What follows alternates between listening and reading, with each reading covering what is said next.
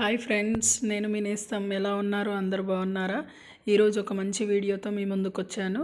So అదేంటంటే dry fruit laddu, అది కూడా 2 వెరైటీస్ చూపించబోతున్నాను. ఫస్ట్ అయితే డ్రై ఫ్రూట్ లడ్డు ఎలా ప్రిపేర్ చేసుకుందామో చూద్దాం.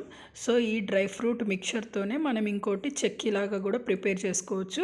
సో ఫస్ట్గా మనం ముందుగా డ్రై ఫ్రూట్స్ అన్నింటినీ చిన్న పీసెస్గా అయితే కట్ చేసుకోవాలి. నెక్స్ట్ అయితే దీనికి కావాల్సింది మనకి షుగర్ కోసం మనం ఇక్కడ ఖర్జూర్ని వాడుతున్నాము. ఈ ఖర్జూర్ని అయితే నేను ఒక 200 to 220 గ్రామ్స్ వరకు ఖర్జూర్ని అయితే తీసుకున్నాను. ఇలా తీసుకున్న ఖర్జూర్ని మనం మిక్సీలోకి అయితే వేసుకోవాలి. ఇది నేను సీడ్లెస్ ఖర్జూర్ని తీసుకున్నాను ఇక్కడ.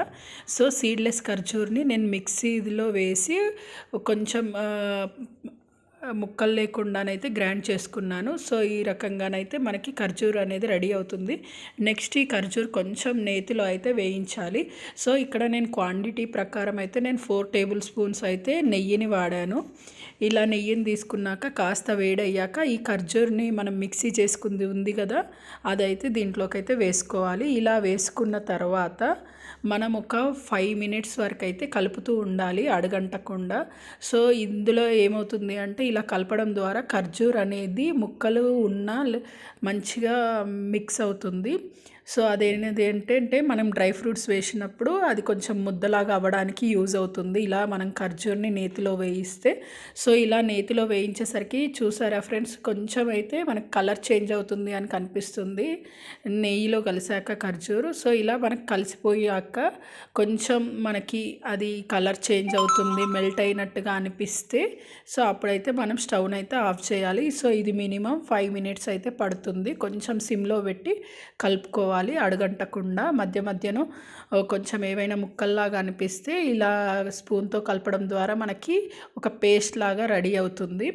సో ఇలా ఉన్నప్పుడు మనం దీంట్లోకి అయితే డ్రై ఫ్రూట్స్ని యాడ్ చేసుకుంటే చక్కగా అయితే డ్రై ఫ్రూట్స్ లడ్డూకి ఈజీగా వస్తున్నాయి. అదేవిధంగా చెక్కీకి కూడా బాగానే యూజ్ అవుతుంది.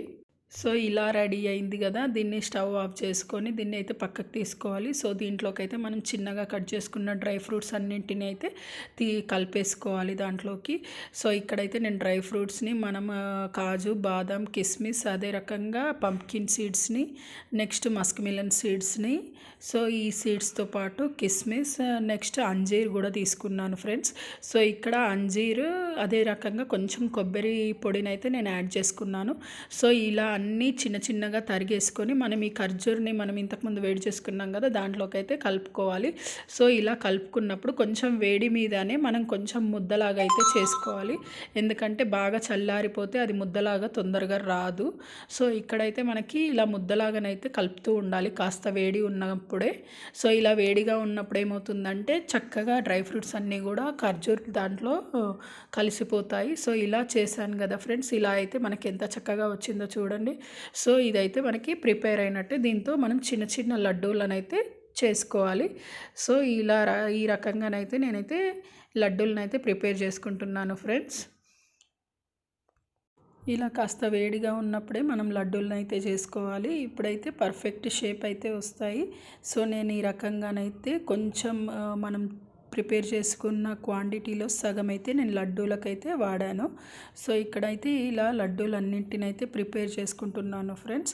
నెక్స్ట్ అయితే మనం ఇంకో హాఫ్ దేనికోసం అంటే అది మనం చెక్కీల కోసం ప్రిపేర్ చేసుకుంటాం ఫ్రెండ్స్. దానికి కావాల్సింది ఒక మెయిన్ ఇంగ్రీడియంట్ గసాలు. సో దీంట్లో కూడా వేసుకోవచ్చు, నో ప్రాబ్లం. సో దాంతో అయితే చెక్కీకి అయితే నేను గసాలను అయితే వాడాను. ఇక్కడ గసాలను అయితే తీసుకుంటాను.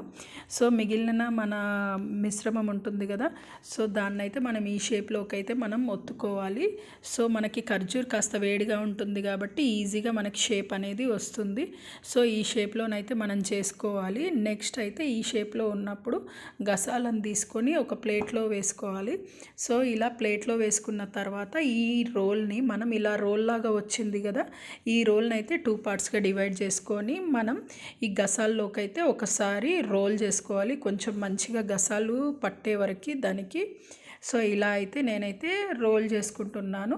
సో ఇలా రోల్ చేసిన దాన్ని మనం ఒక నైఫ్కి కాస్త గీ రాసి మనమైతే పీసెస్గా కట్ చేసుకోవాలి. సో ఇలా కట్ చేసుకుంటే మనకి స్వీట్ హౌస్లో ఇస్తారు కదా ఫ్రెండ్స్, మనకి డ్రై ఫ్రూట్ చెక్కీ అని. సో ఆ రకంగానైతే ప్రిపేర్ అవుతుంది. సో ఇది ఎంతో హెల్దీ. సో ఒకసారి నచ్చితే ట్రై చేయండి, లైక్ చేయండి.